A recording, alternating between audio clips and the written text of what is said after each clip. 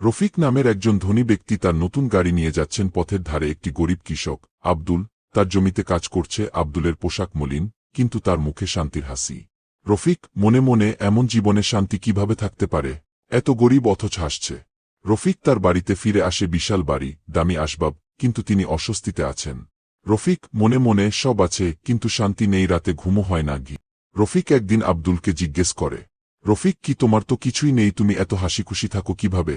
আব্দুল কি বলে, আমার সব আছে, আমি আল্লাহর উপর তাওয়াক্কুল করি, প্রতিদিন নামাজ পড়ি, কোরআন তিলাওয়াত করি, আর আল্লাহর দেওয়া যা পাই তাতেই সন্তুষ্ট থাকি।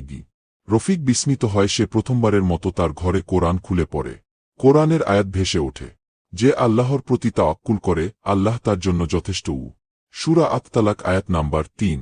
রফিক তার জীবনধারা পরিবর্তন করে সাদামাটা জীবন শুরু করে এবং নামাজ ও দোয়ার মাধ্যমে আল্লাহর কাছাকাছি আসে। এখন রফিক এবং আব্দুল একসঙ্গে মসজিদে নামাজ পড়ে। এই গল্প থেকে আমরা শিক্ষা পাই যে আসল সম্পদ হল আল্লাহর উপর তাওয়াক্কুল এবং তার দেওয়া নিয়ামতের কৃতজ্ঞতা। ইসলামের সঠিক জ্ঞান ও শিক্ষামূলক ভিডিও পেতে আমাদের নতুন চ্যানেল আমার দিন আমার জান্নাহ সাবস্ক্রাইব করুন। আসুন দিনের জ্ঞান অর্জন করি, দিনের আলো ছড়িয়ে দিতে আমাদের সাথী হন।